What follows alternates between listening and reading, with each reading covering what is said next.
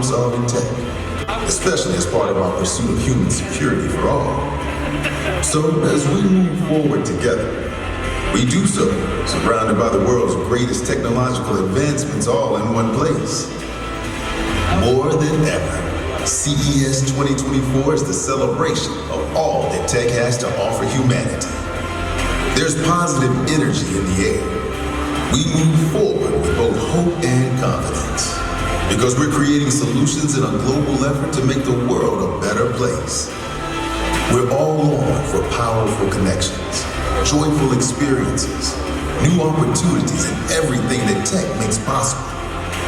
Right here, right now. We're all together.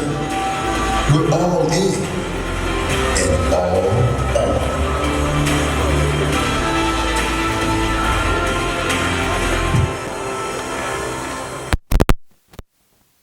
Gentlemen, please welcome Senior Vice President of CES and Membership for the Consumer Technology Association, Kinsey Fabrizio.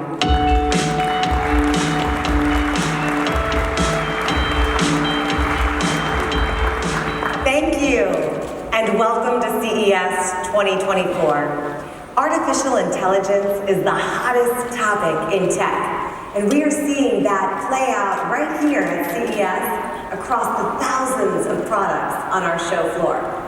AI tools are opening new doors for innovation and collaboration. They're helping us work, learn, and live better. And they're helping us make our world more sustainable. To share more how AI is driving a fundamental shift in computing and how that's changing the world for all of us, I am thrilled to welcome Pat Gelsinger, CEO of Intel. I know. It's really great. Pat began his career in 1979 at Intel, becoming its first Chief Technology Officer and leading its enterprise group during more than 3 decades with the company. After serving in executive leadership roles at VMware and EMC, he returned to be CEO in 2021 at Intel. He'll be joined by CNBC reporter Kristina Partsinevelos. Kristina joined CNBC in May 2021 and serves as the Nasdaq reporter for the network, covering Nasdaq movers with a focus on semiconductors. Previously, she served as a business correspondent and economist at the Fox Business Network, covering beats including technology, the White House, and the Federal Reserve. Please join me in welcoming Pat and Kristina to the stage.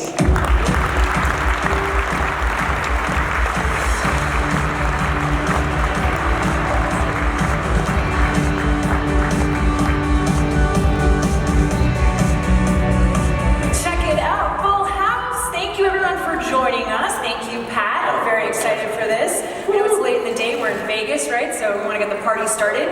And I wanted to get the party started with asking a bunch of questions, but I have to preface, you're in your quiet period right now, so I'm going to try my best to still pepper them in and hopefully get an answer. Okay, yes ma'am. So if we're going to start with the conversation about artificial intelligence in general, and you have those that as leaders seem to be taking sides, doomsayers, maybe Elon Musk, talking about super intelligence and how it's going to outsmart humans, and then you have Zuckerberg on the other hand that maybe is taking a little bit of a softer approach.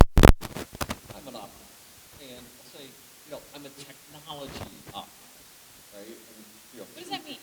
Well, over 40 years now in the technology industry, just technology is this neutral platform, right? Meaning it's not good or bad, right? It's always how we shape it, how we use it.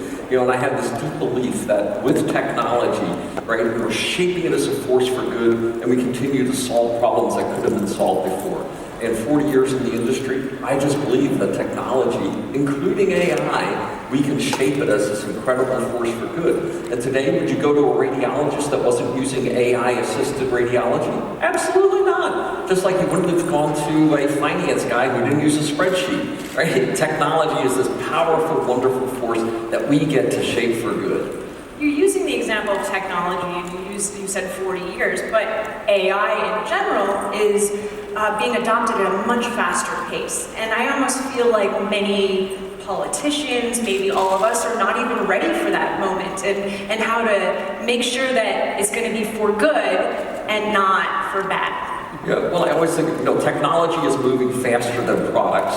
Products move faster than business, and business moves faster than regulation. So regulation is always running after trying to catch up to the implications of technology for it. And I do think as we have a broader and broader influence and the world is going more digital, it becomes more incumbent upon us as technologists to be engaged in the policy discussions, in the regulatory frameworks, so that we help close that gap, that regulation is in place to support this ever-hastening pace of technology and the implications on society. But can you trust a for-profit company to do good? Like, didn't Google get rid of their motto, do no evil, in 2015? Well, I think, as we think about technology, right, it really is this composite, right? And, some of it's technology companies, right? Do you trust technology companies? Part of our brand is to be a trusted technology provider.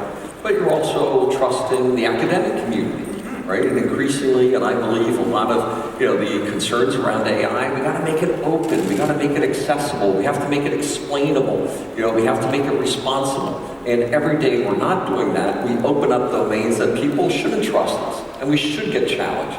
So making AI, as we say, at Intel, AI everywhere, but doing so through open technology access, I think that's always the key. Can I look inside? How did it make those decisions?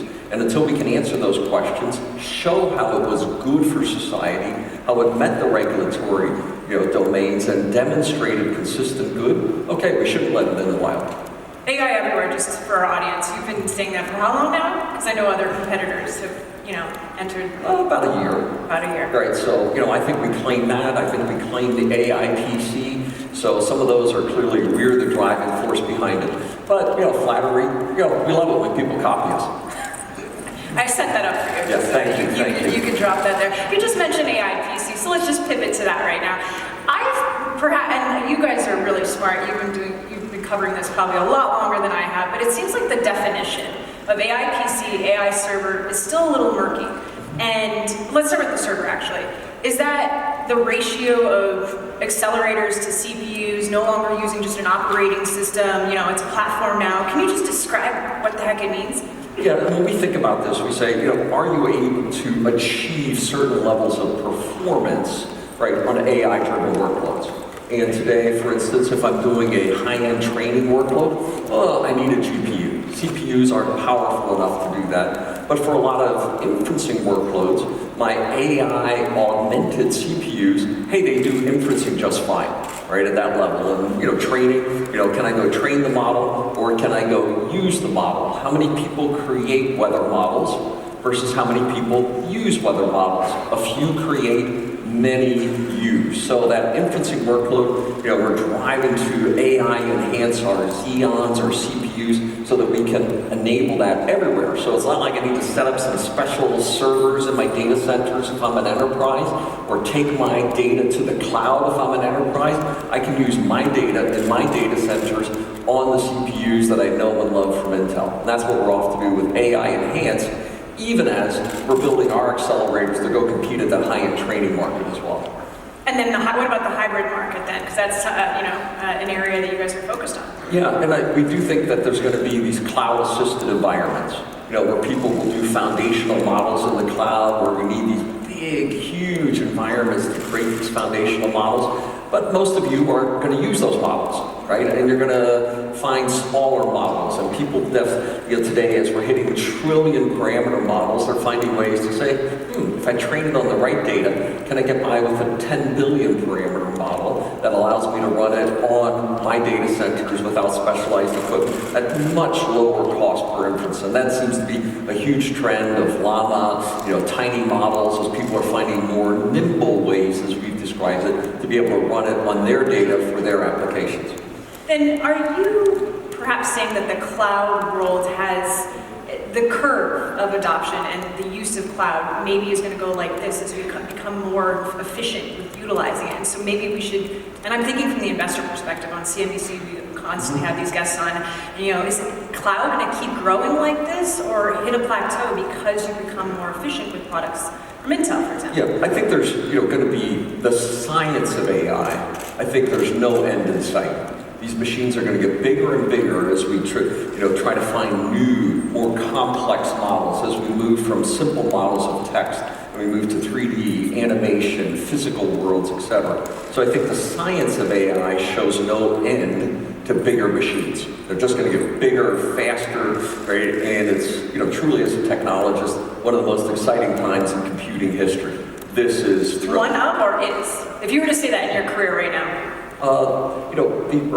Some of the early days were pretty exciting, but this rivals some of the early days of the PC, early days of Moore's Law. This is an exciting period of time, and I'd say, for my career, it's like, after 40 years, this is pretty thrilling. We are going to build some of the greatest technology that solves some of human problems at a pace that we haven't seen for decades. As I came back to Intel, I said, this is sort of boring, add some more cores, the same power envelope, go to PCI 5. Okay, boring. This is not boring. This is an exciting period of time.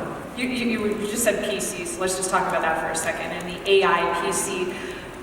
Everyone is talking about it at CES. I'm sure a lot of you here have heard. You heard that conversation.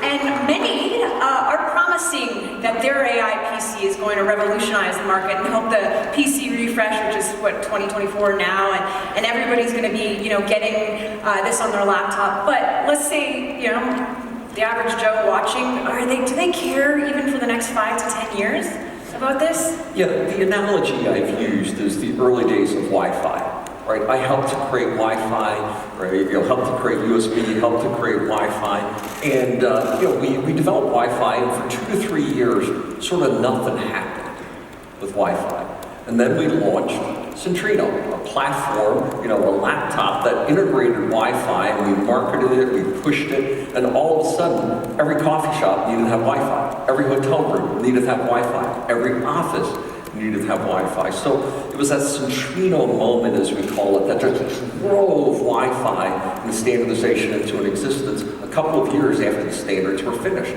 And all of a sudden, it changed the form factors, it changed the use case. Before that, I used Excel. After that, I used the internet, right? It became this connected thing and drove new use cases for it. And the world has not been the same since then. 20 years later, we think of the AI PC the same way. Adding neural capabilities for AI workloads directly into the PC, where now I believe it's going to change the user interface. Instead of typing, I'll start talking, to it. I'll see it. It will be new form factors, and all of a sudden, instead of needing to access the cloud for things, I'm going to do it on my local PC. But then you're making the comparison with Centrino. Back then, you guys were the leaders. You were the ones bringing that to market. It seems like you have a slew of competition in the AI PC world. So what makes Intel different? Well, part of it is, we're first.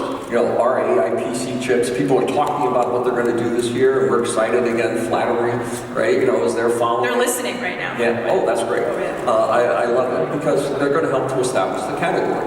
And obviously, we're going to win by our volumes, the engagement with the ecosystem, and having the best products.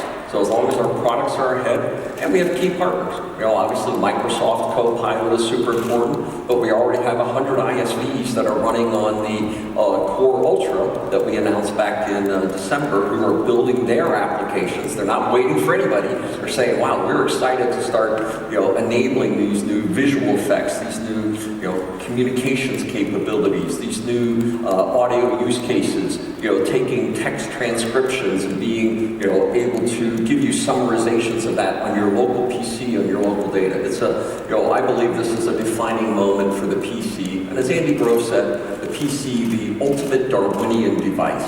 And I think we're in one of those, Cambrian moments for the Darwinian PC. You dropped that. That's cool. We're going to talk about everything here before you guys go party in Vegas. But if we're talking about, you went through servers, accelerators, PCs, and I just want to go back to accelerators for a moment. On December 14th, you brought up Gaudi 3. I think we were kind of expecting a little bit more. Okay. Can you give us a little bit more than what you spoke to, just a few Yeah. And I know you have your earnings coming up and stuff like that, but anything. Yep. So 24 we'll be launching Gaudi 3 later this year. We have it out of fab now. It's in early test debug right now, so we're bringing it up in our labs as we speak. We'll start pushing it out to OEMs, our customers and the software vendors in the next few months that they can start joining us in the debug process.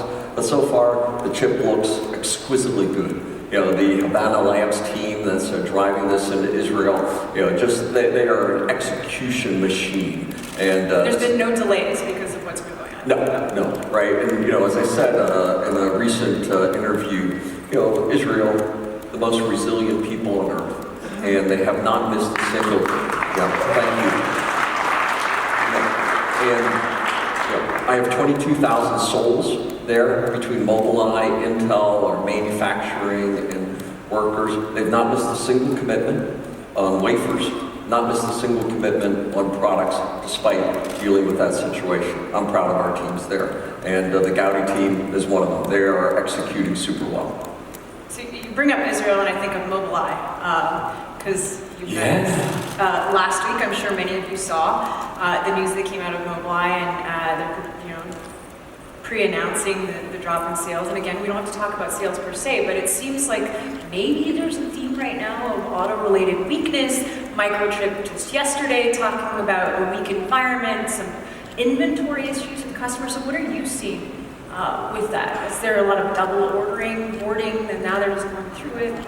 Well, I do think there was a period coming off of COVID where everybody was so brutalized by not having inventories that everybody was sort of catching up, right, into the marketplace.